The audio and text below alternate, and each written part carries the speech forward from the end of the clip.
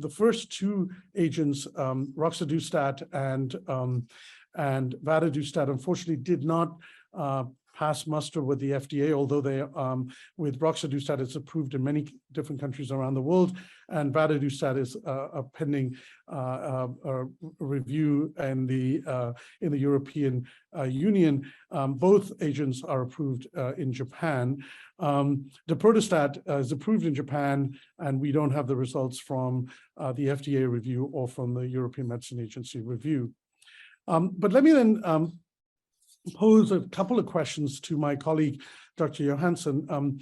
First is, what do we think are the possible explanations for the disparate safety results observed across the three HIF stabilizers that I've discussed? And then what are some of the key unanswered questions that still remain?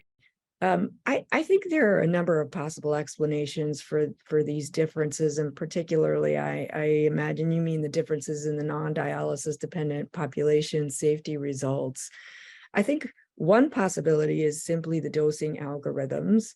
As you pointed out, in the roxadustat trials, they had a fairly rapid rise in hemoglobin, and they were above the patients treated with placebo, certainly, and even in the trial that had an active comparator, they were above. So the dosing algorithm may have been an issue, and I imagine they may think about testing lower doses of the medication. But in addition, I think we just need to really understand that these are different compounds. They have different molecular structures, they have different half-lives, and they have different, as a result of their different structures, they interact a little differently with the HIF-PHIs, and they have different degrees of suppression of different enzymes, inhibition of different enzymes. So it's hard to say, but it may just be related to the differences in these drugs themselves.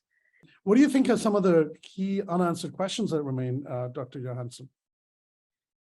Well, as I mentioned earlier, I'm really interested in knowing more about what happens with iron metabolism with these agents.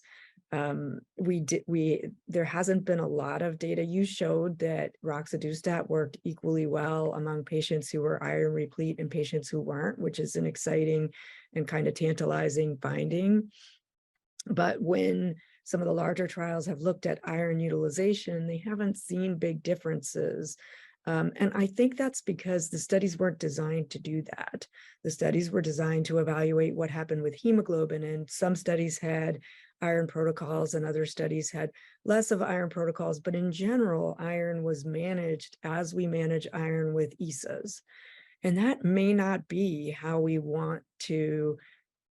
best manage iron with these new agents. So I think that's what we need to start to, assuming that they come into use in the clinical environment, I would really like to see us look at whether or not they can reduce the need for iron or potentially improve the oral availability and then the effectiveness of oral iron and eliminate some of the need or reduce the need for IV iron, which, although effective, is just quite difficult to do.